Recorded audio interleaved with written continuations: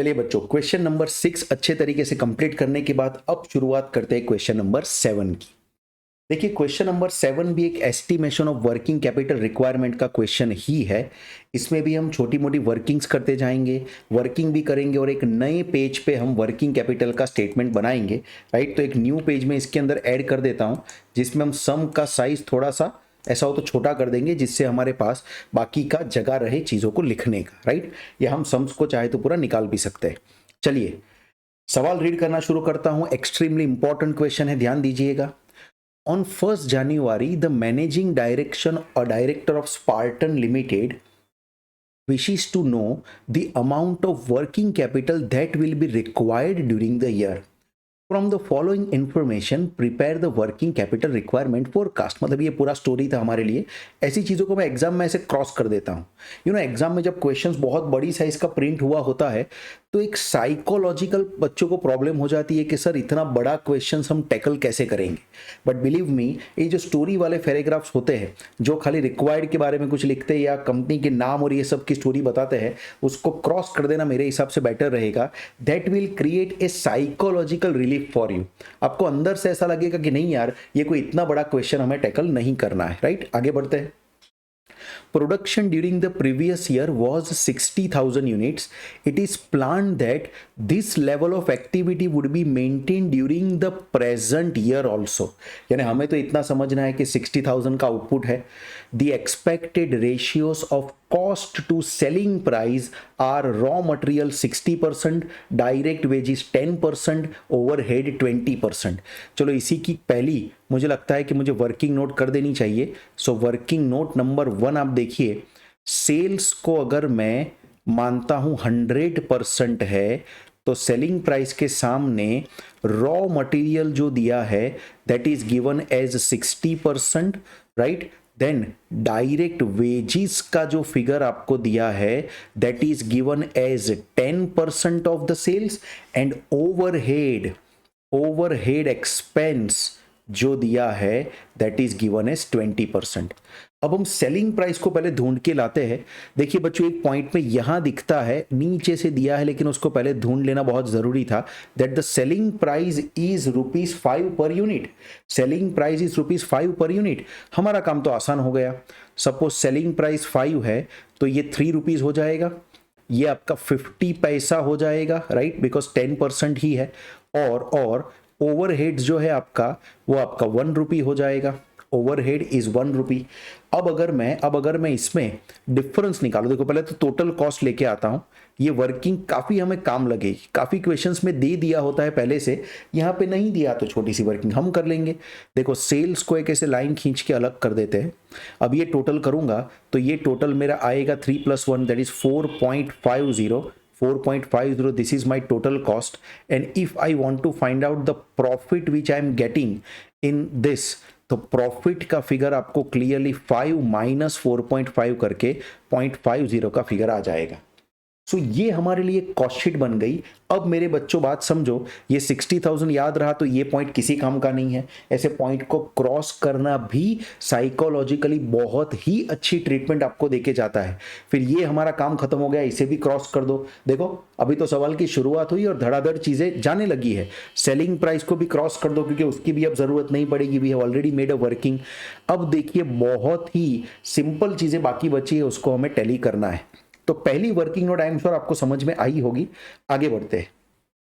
Raw material are expected to remain in stores for an average of 2 months। हम main चीजों को highlight करते जाएंगे। इसमें क्या इंफॉर्मेशन बहुत सारी होती है ना, तो आपको उससे बचना है। बहुत सारी इंफॉर्मेशन को प्रोसेस करने में किसी भी दिमाग को टाइम लगता है। बहुत सारी इंफॉर्मेशन को प्रोसेस करने में किसी भी दिमाग को टाइम लगता है, और इसीलिए अगर आप मेन इंफॉर्मेशन के ऊपर अगर फोकस करोगे ना तो आपका टेंशन कम हो जाएगा। आपके माइंड को पता होना चाहिए कि उसको एक्चुअल अटैक कौन सी इंफॉर्मेशन पे करना है और किस पे नहीं करना है। तो ये निकल गया। Each unit is expected to be in process for 1 month। ये आपका वर्क इन प्रोग्रेस हो गया जो कि 1 month का है। Raw materials being fade into pipeline immediately and labour and overhead cost accruing evenly during the month. ये हमारे लिए अब देखो एक नया पॉइंट आया है। एक्चुअली आईसीआई का जो बाय डिफॉल्ट एजम्पशन होता है डब्ल्यूआईपी के बारे में वही ये है, the raw material being fade into pipeline immediately. मतलब अगर मैं देखिए वर्किंग नोट 2 यहाँ पे आपको करके दिखाई दूं, मैं लिख दूं वैल्यूएशन ऑफ, यहाँ पे अगर मैं लिख दूं valuation of work in progress, valuation of WIP, तो देखिए उसमें जो डायरेक्ट मटेरियल, डीएम मतलब डायरेक्ट मटेरियल समझो, वो पूरा 100% लग जाएगा स्टार्टिंग में, राइट। लेकिन इसमें जो वेजिस का फिगर था, डायरेक्ट वेजिस, और इसमें जो ओवरहेड का फिगर था, वो मेरे बच्चों 50-50% ही रहेगा। क्योंकि ये जो लिखा है ना, labour and overhead cost accruing evenly during the month, तो इसका मीनिंग हम क्या निकालेंगे इवनली ड्यूरिंग द मंथ का, कि हम जो लेबर एंड ओवरहेड का एक्सपेंडिचर कर रहे हैं वो आधा ही हुआ होगा, क्योंकि आधा एवरेज हमें पकड़ना है। डब्ल्यूआईपी आधा तैयार हुआ होता है ऐसा मानते हैं, तो उसके ऊपर वेजिस एंड ओवरहेड का खर्चा भी बच्चों आधा ही हुआ होगा, ऐसा हमें मानना पड़ेगा। चलिए ये होने के बाद इसका वैल्यूएशन अगर मैं करूं तो देखो डायरेक्ट मटेरियल 100% लेना था, यानी डायरेक्ट मटेरियल का तो पूरा का पूरा मुझे 3 रुपीज लेना पड़ेगा, जो यहां पे था 3 रुपीज। वेजिस का 50% यानी सिर्फ और सिर्फ 25 पैसा आ जाएगा, और ओवरहेड का 1 रुपी, तो ये सिर्फ 50 पैसा आएगा। यानी जो टोटल वैल्यूएशन डब्ल्यूआईपी का होगा वो हमें 3.75 पर यूनिट पे करना पड़ेगा। पहले ही वर्किंग नोट में क्लियर कर रहा हूं, जिससे आपको फिर सम्स गिनने में, उसका प्रेजेंटेशन करने में कोई तकलीफ ही ना हो। चलो बाद में कर देंगे valuation. Finish goods will stay in the warehouse. So चलिए फिनिश गुड्स की बात करें, देखिए फिनिश गुड्स में जो लिखा है finish goods will stay in the warehouse for 3 month, तो दो चीजों को हाईलाइट कर दिया जिससे पूरा सेंटेंस बाद में ना पढ़ना पड़े। फिर लिखा है credit allowed by the creditors, creditor 2 months की क्रेडिट देता है, ये भी क्लियर हो गया। Credit allowed to the debtors 3 month है, चलिए इतना भी हाईलाइट कर दिया। सेलिंग प्राइस 5 हमने देख ली है। There is a regular production and sales cycle, that is also very much वो एक्रूइंग इवनली के लिए ही है, तो ये भी हमारे लिए वैसे किसी काम का नहीं है। Wages and overhead are paid, ये देख लेते हैं। wages and overhead are paid on first of each month for previous month, यानी 1 month का गैप आएगा wages and overhead में, and keep the cash balance to the extent of 20,000 in hand। सभी चीजें हो गई। मुझे तो ऐसा लग रहा नहीं, ये बहुत सिंपल सवाल बनने वाला है बच्चों। अब इस सवाल की वर्किंग शुरू करते हैं हम, और देखिए वर्किंग करने के लिए मैंने एक नया पेज ऐड किया है। सवाल को बाजू में रखा है लेकिन थोड़े फॉन्ट कम कर दिए, जिससे अगर देखना पड़े तो यहां से हम देख भी पाए और या फिर हमारा वर्किंग भी चलता रहे। तो मैं सबसे पहले शुरुआत करूंगा बच्चों पर्टिकुलर से, पर्टिकुलर्स, और पर्टिकुलर्स के बाद हमें यहां पे लिखना होगा अमाउंट, और आप जानते हो कि उसके बाजू में ही हम करते हैं वर्किंग्स। तो इस तरफ यहां पे जो फिगर आएगा वो वर्किंग्स का फिगर आएगा। एक एक करके पहले सब चीजें लिख देते हैं जो हमको वैसे ही मालूम है कि क्या क्या चीजें करंट एसेट करंट लायबिलिटी में आने वाली है। वो लिस्ट बना देने से बहुत बेनिफिट होता है ऐसा मुझे लगता है। देखिए करंट एसेट में लिखूंगा पहले, आप जानते हो कि पहले लिखी जाती है current assets, right. Current assets के एक एक करके अगर मैं सब नाम लिखना चालू करूं तो मुझे लगता है पहले आना चाहिए closing stock of raw material, right. उसके बाद आप जानते हो कि क्लोजिंग स्टॉक ऑफ डब्ल्यूआईपी आता है, वो हर सवाल में एक जैसा ही होता है तो चलता है लिखना। Closing stock of finish goods भी आएगा, मैं चाहता हूं कि आप हमेशा एग्जाम में पूरा लिखें। उसके बाद एक डेटर्स का फिगर आता है, सब पढ़ते पढ़ते आइडिया आ ही जाता है। और फिर फाइनली आएगा कैश, जो कि हमको लकीली गिवन है। उसके बाद 2-3 लाइन छोड़ के मैं करंट लायबिलिटी में आऊंगा। करंट लायबिलिटी में हमारे पास सबसे पहले होता है बच्चों क्रेडिटर्स। क्रेडिटर्स के बाद यहाँ पे 2 चीजें थी, एक तो था आउटस्टैंडिंग वेजिस का फिगर एंड दूसरा एक फिगर था आउटस्टैंडिंग ओवरहेड का फिगर बच्चों। चलिए अब इसके अंदर हमें वर्किंग करते जाना है और काम करते जाना है। सबसे पहले तो closing stock of raw material की बात करूं, रॉ मटेरियल का 3 रुपीज था और 60,000 यूनिट्स का हमें आउटपुट निकालना है। 60,000 यूनिट्स 3 रुपीज, मेरी वर्किंग शुरू हो रही है बच्चों। वर्किंग यहां पे देखिए कैसे होगी, 60,000 यूनिट्स है इंटू 3 रुपीज़ में वैल्यूएशन करना है, डिवाइड बाई सब कुछ यहाँ पे मंथ में चल रहा है तो डिवाइड बाई 12 करूंगा। और रॉ मटेरियल रहने वाला था, हाईलाइटेड चीज़ें देख लेते हैं, रॉ मटेरियल रहने वाला था 2 मंथ्स के लिए, तो डिवाइड बाई 12 इंटू 2 कर दूंगा। चलिए वर्किंग को सॉल्व करते हैं। 60,000 इंटू 3 डिवाइड बाई 12 इंटू 2, 30,000 का फिगर हमारा रॉ मटेरियल का फिगर आ रहा है बच्चों। देखिए पहला तो कितनी आसानी से हो गया। WIP का ऑलरेडी मैं वैल्यूएशन का फिगर लेके आ चुका हूं। देखिए WIP हमें 3.75 पे मेजर करना था। WIP का जो फिगर हमें मेजर करना था वो हमें 3.75 पे मेजर करना है बच्चों। 3.75 के फिगर को लेके वैल्यूएशन शुरू करता हूं। देखिए यहां पे मुझे वैल्यूएशन में कैसे लिखना है ध्यान दीजिए प्लीज। 60,000 राइट इनटू मुझे करना पड़ेगा 3.75 का valuation divided by 12 and working capital overall हमारे वर्किंग कैपिटल नहीं वर्क इन प्रोग्रेस रहने वाला था 1 मंथ के लिए प्रोसेस में, तो मैं इनटू कर दूंगा 1 मंथ। आई एम श्योर आपको वैल्यूएशन अगर समझ में आया होगा तो बहुत ही ईजी लगा होगा। It is 60,000 into 3.75 divide by 12, 60,000 into 3.75 divide by 12, 18,750 का मेरा WIP का वैल्यूएशन हो जाता है। So it is 18,750। अब मैं closing stock of finish goods की बात करूं तो फिनिश गुड्स का बच्चों वैल्यूएशन हमें करना पड़ेगा टोटल कॉस्ट के ऊपर यानी कि 4.50 पे।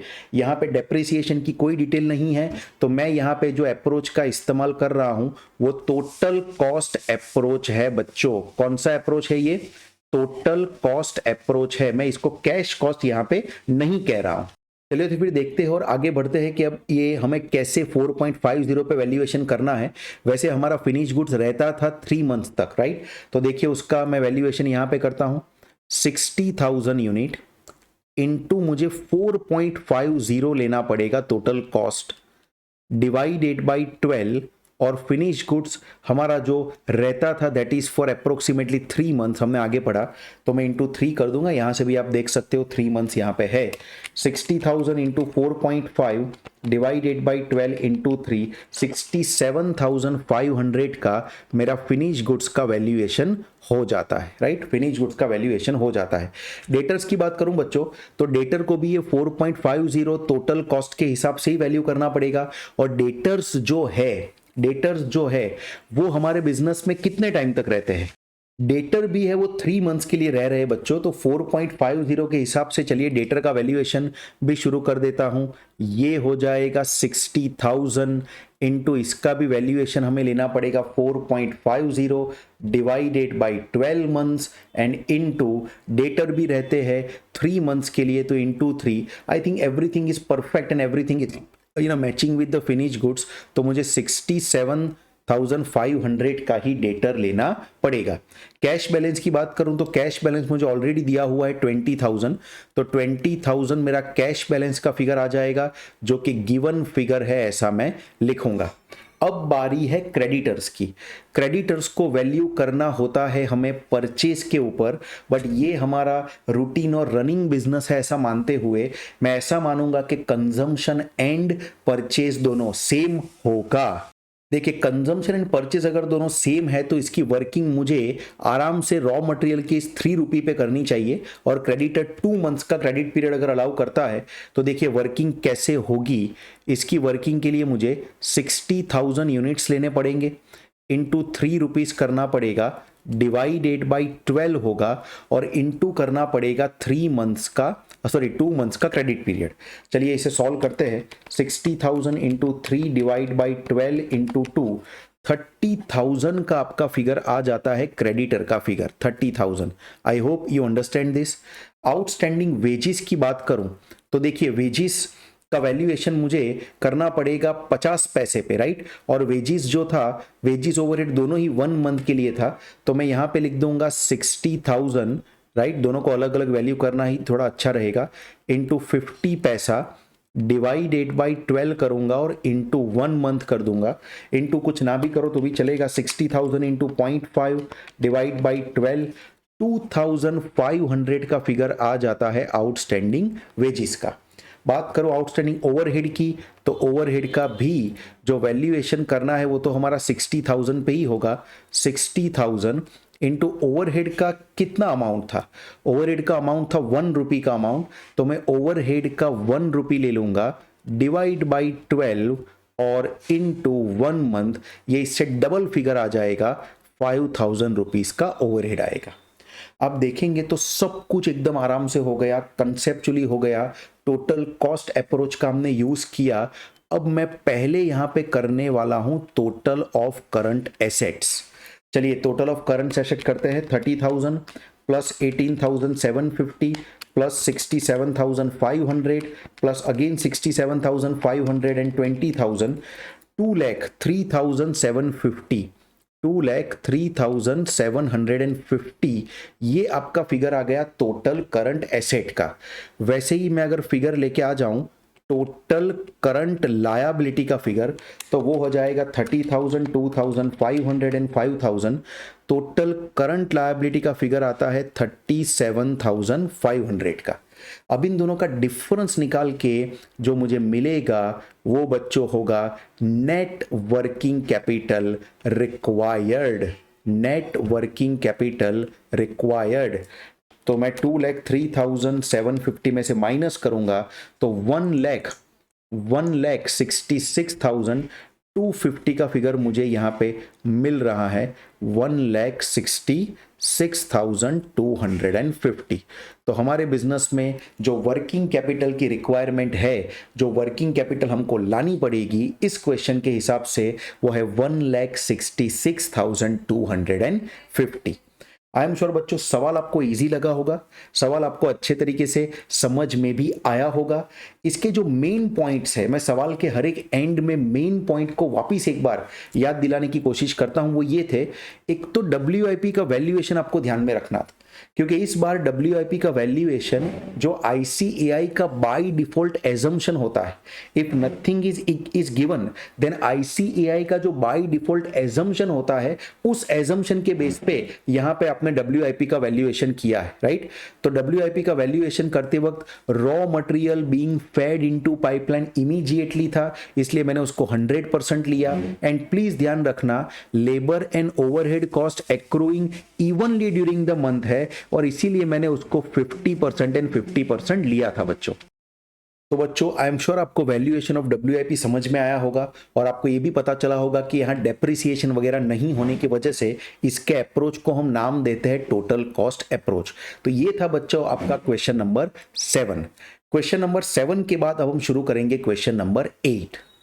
चलिए क्वेश्चन नंबर 8 शुरू करते हैं बच्चों। क्वेश्चन नंबर 8 एक बहुत ही अच्छा क्वेश्चन है, इसमें कुछ नयापन आपको दिखेगा, कुछ नई वर्किंग्स आपको दिखेगी, तो प्लीज आप मेरे साथ रहिएगा। क्वेश्चन ये कैश कॉस्ट बेसिस वाला क्वेश्चन है, मतलब इसमें भी कहीं ना कहीं आपको डेप्रिसिएशन के बारे में डिटेल मिलने के पूरे चांसेस है बच्चों। चलिए शुरू करते हैं और देखते हैं कि ऐसा इस क्वेश्चन में क्या है। The following annual figures relate to M&P limited.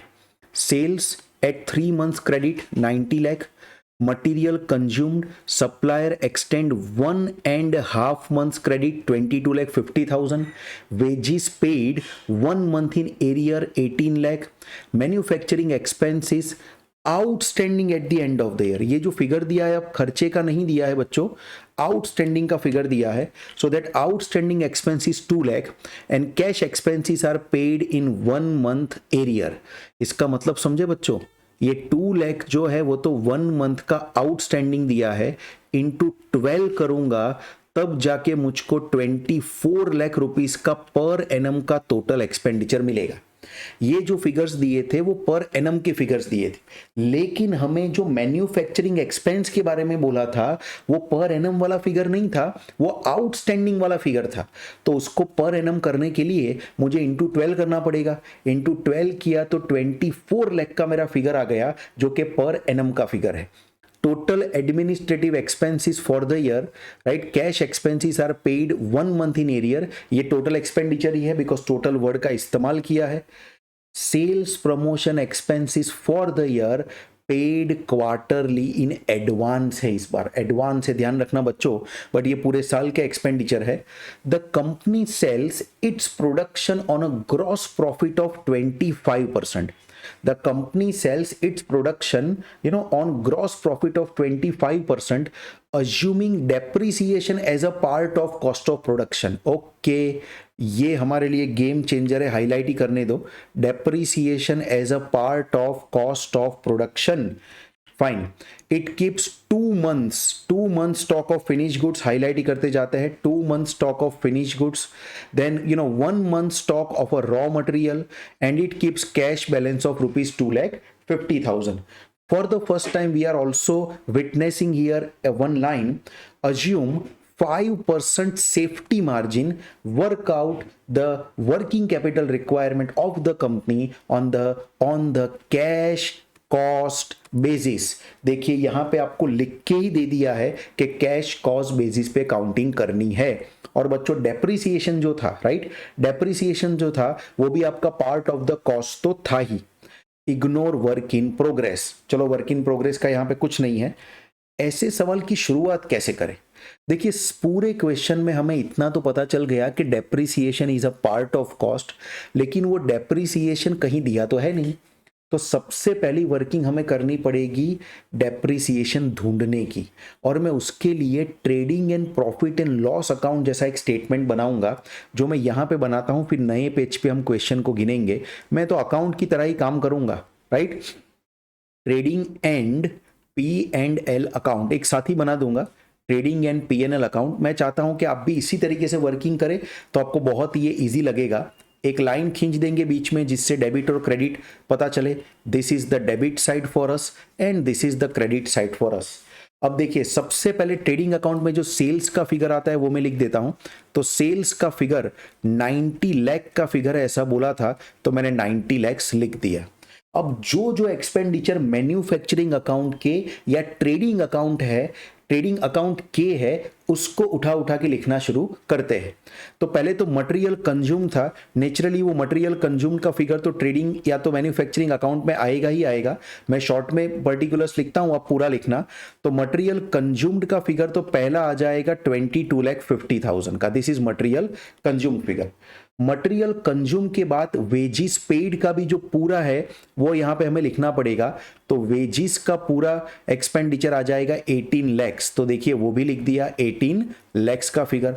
Wages के बाद मैन्युफैक्चरिंग एक्सपेंस का पूरा फिगर 24 लाख का तो हमें लिखना ही पड़ेगा.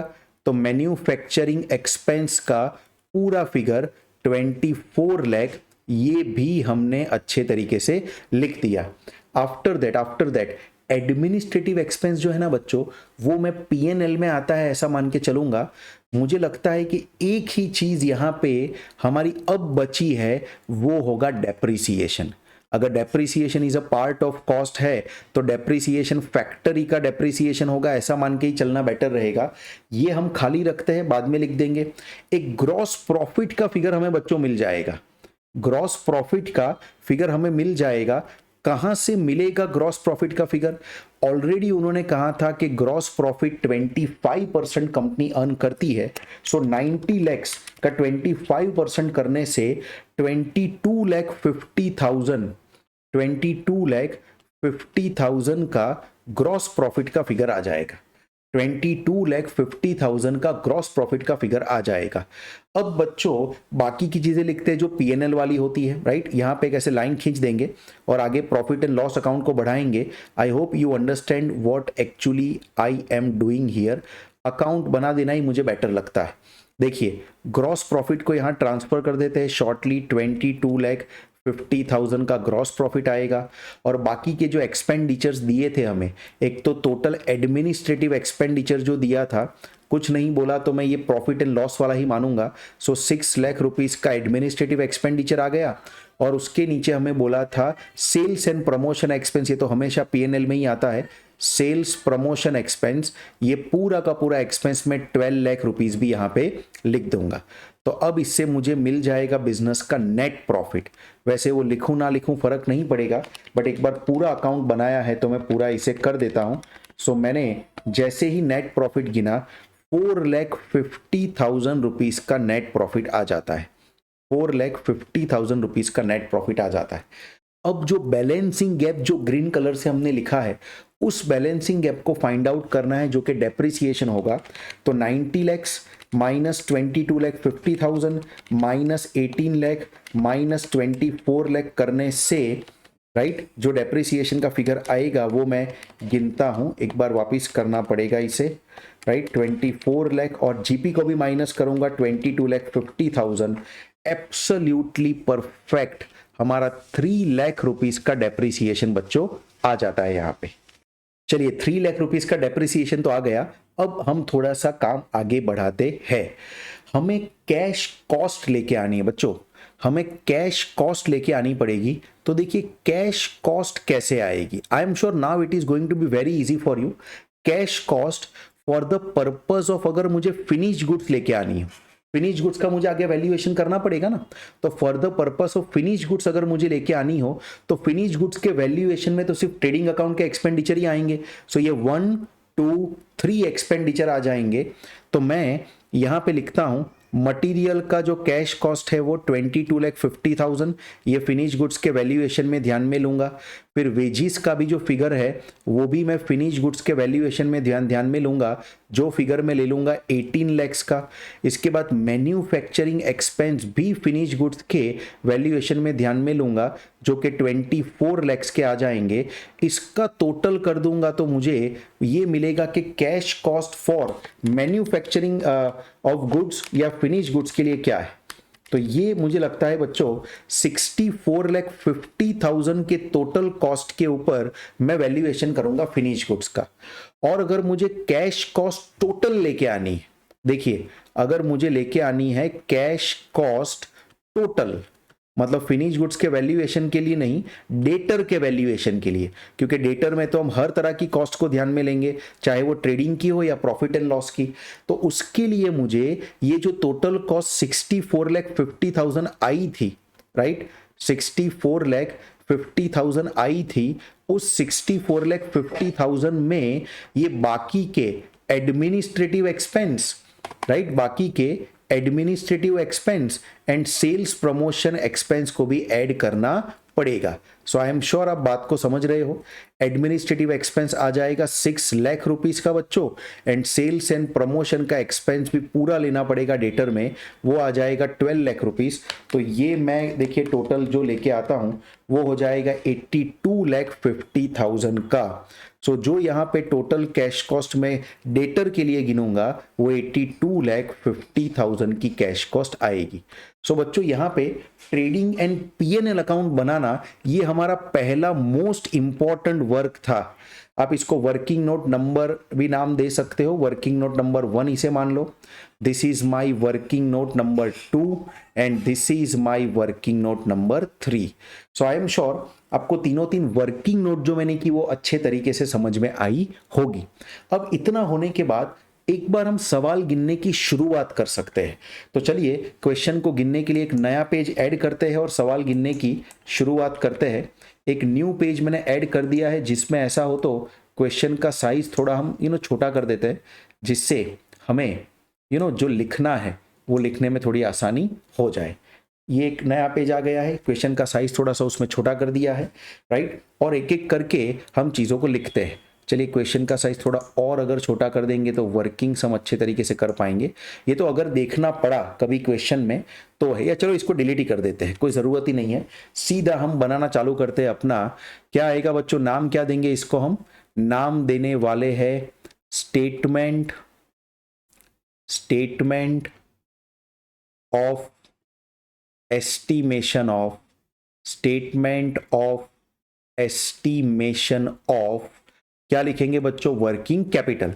और नेचुरली ऊपर मैंने लिखा ही है तो मुझे वापस लिखने की जरूरत नहीं है कि हम कैश कॉस्ट बेसिस पे ये काम कर रहे हैं।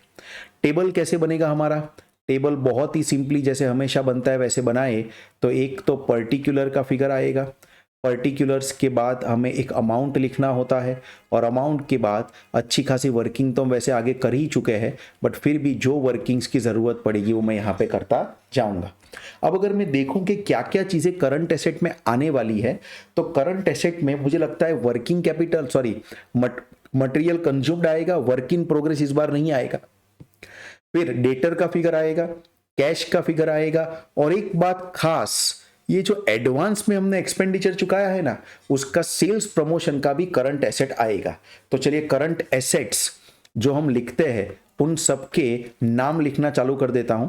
तो पहला तो आ जाएगा stock of raw material, stock of work in progress नहीं है, सीधा लिख दूंगा स्टॉक ऑफ फिनिश गुड्स। फिर एक फिगर जो हमारा आता है डेटर्स का, हमेशा वो आएगा। इस बार यहां पे एडवांस सेल्स प्रमोशन एक्सपेंस भी आएंगे, उसको मैं एसएनपी एक्सपेंस लिख देता हूं। और नेचुरली जो जरूरत थी कैश बैलेंस की वो भी आएगा। तो ये सब करंट एसेट हो गई। अब मुझे करंट लायबिलिटीज को लिखना है। करंट लायबिलिटी में कुछ आए ना आए, हमेशा क्रेडिटर्स का फिगर तो आता ही है। और क्रेडिटर्स के फिगर के बाद अगर आप ध्यान दो तो हमें यहां पे एक तो मैन्युफैक्चरिंग एक्सपेंस आउटस्टैंडिंग करना था एंड एडमिनिस्ट्रेशन एक्सपेंस आउटस्टैंडिंग करना था। तो manufacturing expense and administration expense outstanding लिख देता हूं, आउटस्टैंडिंग मैन्युफैक्चरिंग एक्सपेंस। और मुझे लिखना पड़ेगा outstanding administrative expense, outstanding administrative expense. ठीक है, अब और किसी चीज की जरूरत नहीं लगती है। फटाफट इसके वैल्यूएशंस की ओर हम अभी आगे बढ़ते हैं और देखते हैं कि वैल्यूएशन में क्या करना है। पहले है स्टॉक ऑफ रॉ मटेरियल, वो तो कंजम्पशन पे वैल्यू होता है। देखिए रॉ मटेरियल का 22,50,000 हमें यहाँ पे दिया है एंड रॉ मटेरियल को हमें रखना था 1 मंथ तक, यहाँ पे लिखा है। तो देखिए मैं वर्किंग करता हूँ, 22,50,000 ये वैल्यूएशन है ही, तो इस बार वर्किंग बहुत इजी हो जाएगी। Divide by 12 into 2, sorry working मैंने शायद एक लाइन ऊपर लिख दी है, वापिस एक बार इसको मिटा के नीचे की साइड पे लिखता हूँ। यहाँ पे लिखता हूँ 22,50,000 जो कि रॉ मटेरियल का एक्सपेंडिचर है कंजम्पशन का। इसको मैं डिवाइडेड बाई 12 करूँगा और इसको मल्टीप्लाई करना पड़ेगा। हमारा रॉ मटेरियल का जो रखना था वो 1 मंथ का स्टॉक रखना था, तो मैं इंटू कर दूंगा 1। तो ये बच्चों हो जाएगा 22,50,000 डिवाइड बाई 12, 1,87,500 का फिगर आएगा स्टॉक ऑफ रॉ मटेरियल का, 1,87,500, राइट। अब अगर मैं बात करूं स्टॉक ऑफ फिनिश गुड्स की, तो बच्चों फिनिश गुड्स के अंदर मैंने आपको बताया था कि हमें वैल्यूएशन किसके ऊपर करना है, राइट। फिनिश गुड्स का वैल्यूएशन होगा इस फिनिश गुड्स की कैश कॉस्ट के ऊपर, जो कि 64,50,000 आई थी। तो मैं यहां पे लिखूंगा 64,50,000, this is the cash cost to value the finish goods. और फिनिश गुड्स कितने मंथ रहने वाला था, अगर मैं नोट वापस कर लूं तो फिनिश गुड्स 2 मंथ हमारे पास रहने वाला था, तो इंटू 2 कर दूंगा। देखता हूं ये आंसर कितना आता है, 64,50,000 डिवाइड बाई 12 इंटू 2, 10,75,000 ये फिनिश गुड्स का वैल्यूएशन आ जाता है, 10,75,000। फिनिश गुड्स के बाद डेटर की बात करूं बच्चों, तो डेटर को भी कैश कॉस्ट में यानी कि ये 82,50,000 में वैल्यू करना पड़ेगा। और डेटर कितने महीने तक रहते थे, डेटर को हम क्रेडिट पीरियड कितना देते थे, 3 मंथ्स क्रेडिट। देखिए यहां पे लिखा है 3 मंथ्स क्रेडिट, तो मैं 82,50,000 पे उसका वैल्यूएशन करूंगा, ध्यान देना 82,50,000 डिवाइडेड बाई करूंगा 12 मंथ और इनटू करना पड़ेगा 3, तो डेटर का फिगर आ जाएगा। देखिए 1 2 3 कैसा लाइन में आ रहा है, 82,50,000 divide by 12 into 3, debtor will be 20,62,500। देखिए ये वर्किंग तो सब बहुत ही आसान है। मेन जो था ना फिगर वो ये कैश कॉस्ट का फिगर, कि फिनिश गुड्स का वैल्यूएशन कौन से कैश कॉस्ट पे होगा और डेटर का वैल्यूएशन कौन से कैश कॉस्ट पे होगा, वो लाना हमारे लिए बहुत जरूरी था। चलिए सेलिंग एंड डिस्ट्रीब्यूशन एक्सपेंस का एडवांस लेके आते हैं। देखिए सेल्स प्रमोशन का टोटल एक्सपेंस आपको बोला गया था 12 लाख रुपीस और क्वार्टरली एडवांस में था, तो वर्किंग में सिंपली हमें करना है 12 लाख रुपीस और एक साल में क्वार्टर होते हैं 4, सो डिवाइडेड बाय 4 करके हमें 1 फर्स्ट क्वार्टर का मिल जाएगा, मतलब कि आखिरी क्वार्टर का खर्चा जो आउटस्टैंडिंग एडवांस है वो मिल जाएगा, यानी 3 लाख रुपीस का हमारा एडवांस खर्चा होगा। कैश से अच्छा तो और क्या हो सकता है, cash is already given to us 2,50,000, तो कैश का फिगर आ जाएगा 2,50,000। कितनी आराम से और नीट एंड क्लीन तरीके से हमारा करंट एसेट के सब फिगर यहां पे आ रहे हैं बच्चों। चलिए अब इसके बाद मैं करंट लायबिलिटी की बात करता हूं। देखिए क्रेडिटर को वैल्यू करूंगा मैं ये मटेरियल के कंजम्पशन के ऊपर ही, वही कंजम्पशन इक्वल टू परचेज है। ये भी आपका बिजनेस नया शुरू नहीं हुआ, तो इतने सारे सवाल गिन के आप समझ ही गए हैं कि हम हमेशा जब न्यू बिजनेस नहीं होता तब मानते हैं कि opening stock of raw material, right, मैं हमेशा ये रिवाइज करता रहता हूं, is equal to closing stock of raw material होगा, यानी कंजम्पशन का जो फिगर आएगा वही बच्चों हमारा परचेज का फिगर भी आएगा।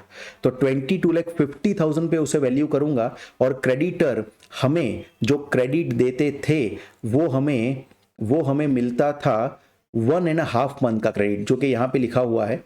तो 22,50,000 पे वैल्यूएशन करते हैं। 22,50,000 इसको मैं करूंगा divided by 12 and into 1.5 month है, तो मैं 1.5 से मल्टीप्लाई करूंगा। देखते हैं बच्चों, 22,50,000 डिवाइड बाई 12 इंटू 1.5, 2,81,250, ये हमारा क्रेडिटर का बैलेंस आ जाएगा 281,250। आउटस्टैंडिंग मैन्युफैक्चरिंग एक्सपेंस जो है वो यहाँ पे हमको फिगर दे ही दिया था। देखो 2 लाख रुपीस का ऑलरेडी आउटस्टैंडिंग का फिगर दिया था, सीधा कॉपी एंड पेस्ट है, तो मैं 2 लाख रुपीस का यहाँ पे आउटस्टैंडिंग मैन्युफैक्चरिंग एक्सपेंस भी लिख दूंगा, जिसके अंदर वर्किंग्स की कॉलम में नेचुरल में क्या लिखूंगा, it is a given thing, right. And finally बात करनी है आउटस्टैंडिंग एडमिनिस्ट्रेशन एक्सपेंस की। तो देखिए वो कहां से आएगा, एडमिनिस्ट्रेशन एक्सपेंस जो है वो पेड 1 मंथ इन एरियर है, तो 6 लाख को डिवाइड बाय 12 करके आ जाएगा बच्चों। तो यहां पे मैं लूंगा 6 लाख, राइट, यहां पे लूंगा मैं 6 लाख और इसे कर दूंगा मैं डिवाइडेड बाय 12, तो इससे हमें 1 मंथ का एक्सपेंडिचर मिल जाएगा। 6 लाख डिवाइडेड बाय 12, 50,000 रुपीज का हमारा आउटस्टैंडिंग एडमिनिस्ट्रेशन एक्सपेंस आ जाएगा। देखिए बच्चों, सभी की सभी चीजें मैंने यहां पे लाके लिख दी है। एक वेजिस आउटस्टैंडिंग का शायद फिगर रह गया था, क्योंकि वेजिस भी अलग से दिया हुआ था, मैंने अभी आगे पढ़ा, तो आउटस्टैंडिंग वेजिस एक्सपेंस को भी लिख देते हैं। देखिए वेजिस एक्सपेंस यहां पे दिया था 1 मंथ इन एरियर, जब मैं ये पढ़ रहा था तब मैंने ये पढ़ा था 18 लाख है, उसका 1 मंथ इन एरियर करना हो तो मुझे 18 लाख डिवाइडेड बाई 12 करना पड़ेगा ना बच्चों। तो यहां पे आ जाएगा 18 लैक्स, और 18 लैक्स को डिवाइड बाई 12 करके मेरा 1 मंथ का आउटस्टैंडिंग वेजिस का एक्सपेंस आ जाएगा, दैट इज 1,50,000। सो 1,50,000 का वेजिस का आउटस्टैंडिंग एक्सपेंस आ गया। विद दिस मैंने हर करंट एसेट एंड हर एक करंट लायबिलिटी को लिख दिया है। आप जानते हो इसके बाद हम क्या करने वाले हैं, सिंपली इसके बाद हो जाएगा total of the current assets, total current asset. एकदम ध्यान से करंट एसेट का टोटल करते हैं कि क्या आएगी वो, राइट। करंट एसेट जो आ जाएगी वो आने वाली है बच्चों 38,75,000, 38,75,000 की हमारी टोटल करंट एसेट आ गई। यहां पे मैं लाना चाहता हूं total current liability, right, total current liability वो आ जाएगा 281,250 plus 2 lakh plus 50,000 plus 1,50,000, this is going to be 6,81,250। और अब इसको माइनस करूंगा तो मुझे नेट वर्किंग कैपिटल मिलेगी, नेट वर्किंग कैपिटल। भूलिएगा नहीं, इस क्वेश्चन में हमें एक 5% की कंटिंजेंसी के बारे में भी सोचना है। 38,75,000 माइनस 6,81,250, 31,93,750 का फिगर आ रहा है बच्चों। 31 लाख लिखता हूं यहां पे, 31,93,750 का फिगर आता है। देखिए हमारा हर एक क्वेश्चन ऐसा नेट वर्किंग कैपिटल लाने पे खत्म हो जाता है, हमारा हर एक क्वेश्चन ऐसा नेट वर्किंग कैपिटल लाने पे खत्म हो जाता है। लेकिन ये क्वेश्चन खत्म नहीं होगा, क्योंकि इसमें मुझे ऐड करना है इसके अंदर 5% कंटिंजेंसी, राइट, क्योंकि कंटिंजेंसी की हमें यहां पे बोला था कि रिक्वायरमेंट है, या इसको सेफ्टी मार्जिन भी कह सकते हैं, 5% कंटिंजेंसी, या इसको कह सकते हैं सेफ्टी मार्जिन, दोनों में से कोई भी लिख सकते हो। 5% करूंगा तो 1,59,688, वैसे 0.5 आ रहा है लेकिन मैं राउंड फिगर कर दूंगा, 1,59,688 59,688 रुपीज़ का हमारा कंटिंजेंसी आ जाएगा। उसको अगर मैं प्लस करूं 31,93,750 में, so finally my net working capital requirement जो आ गई वो है 33,53,438 33,58,438। आई एम श्योर आप समझ गए होंगे। ये जो है वो हमारी नेट वर्किंग कैपिटल रिक्वायरमेंट या रिक्वायर्ड हो जाएगी। सो इस सवाल के अंदर आपको एक पॉइंट खाली ध्यान रखना था कि पूरा सवाल गिनते गिनते ऐसा ना हो जाए कि गलती से आप ये 5% वाली कंटिंजेंसी का फिगर भूल जाए। देखिए कितना इजीली ये क्वेश्चन भी हुआ, बट यस इस क्वेश्चन को मैं इतना आसान नहीं समझता, या इस क्वेश्चन को मैं आपको ऐसा नहीं कहता कि आप इसको ऐसे लाइटली ले लो। इसमें काफ़ी सारी छोटी छोटी बातें थी जो हमें समझनी थी। मैं मेन पॉइंट को वापस एक बार रिवाइज करना चाहूँगा। सबसे पहला पॉइंट इसके अंदर था कि depreciation as a part of cost माना गया है, लेकिन पूरे क्वेश्चन में डेप्रिसिएशन के बारे में कुछ भी बोला नहीं है, तो वो डेप्रिसिएशन हमें अपने हिसाब से लेके आना पड़ेगा। ये वाला डेप्रिसिएशन जो मैं लेके आया, और इस डेप्रिसिएशन के बैलेंसिंग गैप को ढूंढने के लिए मुझे अच्छी खासी मेहनत करनी पड़ी। मुझे trading and profit and loss account बनाना पड़ा। अगर आप देखेंगे ना बच्चों, तो बुक में ये trading and profit and loss account कई बार है ना एक स्टेटमेंट फॉर्म में बनाया जाता है, जो मुझे पसंद नहीं आता है, क्योंकि स्टेटमेंट फॉर्म में प्लस और माइनस की लैंग्वेज में हम लोग चले जाते हैं। इट्स ऑलवेज बेटर कि अगर हमें अकाउंट्स आता है, of course we are doing finally the chartered accountancy course, तो अकाउंट हमारा बहुत पक्का होता है। हम अगर एक प्रॉफिट एंड लॉस अकाउंट बना के सॉल्व करने की ट्राई करेंगे ना, अगर हम एक प्रॉफिट एंड लॉस अकाउंट बना के सॉल्व करने की ट्राई करेंगे ना, तो मुझे लगता है कि वो हमारे लिए ज्यादा बेटर होगा। बच्चों, राइट। सो मैंने एक प्रॉफिट एंड लॉस स्टेटमेंट ही बनाया, डेप्रिसिएशन का एक बैलेंसिंग गैप मुझे मिल गया। जैसे ही वो मिला, फिर मैंने दो तरह की कैश कॉस्ट निकाली। Even this is very very interesting. दो तरह की कैश कॉस्ट निकाली। एक वो कैश कॉस्ट निकाली जिसपे फिनिश गुड्स का वैल्यूएशन होगा। As we have made trading and P&L account here, naturally हमें कैश कॉस्ट फिनिश गुड्स के लिए वही लेनी पड़ेगी जो सिर्फ ट्रेडिंग अकाउंट की होगी। और फिर मैंने दूसरी cash cost, total cash cost निकाली, जो मैंने डेटर्स के लिए निकाली, क्योंकि डेटर्स का वैल्यूएशन जो होगा वो हमेशा टोटल कॉस्ट पे ही होगा। उसमें एडमिनिस्ट्रेशन एक्सपेंस भी आ जाएंगे और उसमें सेल्स प्रमोशन एक्सपेंस भी आ जाएंगे। फिर तो जैसे ये वर्किंग हो गई, फिर मेरे लिए क्वेश्चन इतना डिफिकल्ट नहीं था। मैंने फटाफट सब वर्किंग्स अलग अलग अमाउंट पे की, जो भी मंथ थे उसको ध्यान में रखा और ये काम पूरा किया। आपको भूलना नहीं है, इस क्वेश्चन में पहली बार आप इस वीडियो में देख रहे हो कि 5% कंटिंजेंसी के बारे में भी बोला था, तो उसी 5% कंटिंजेंसी को भी मैंने एंड में ऐड किया हुआ है। So I am sure question number 8 आपको बहुत ही अच्छा लगा होगा। इसमें ये डेप्रिसिएशन का जो बैलेंसिंग गैप वाली थियरी है वो आपको अच्छी तरह समझ में आई होगी और बहुत ही एंजॉय किया होगा आपने इस क्वेश्चन को। देखिए बच्चों, धीरे धीरे आपका वर्किंग कैपिटल रिक्वायरमेंट का चैप्टर बहुत ही पक्का होता जा रहा है और आप समझने लगे हो कि काउंटिंग्स कैसे होती है। ये था हमारा क्वेश्चन नंबर 8 बच्चों।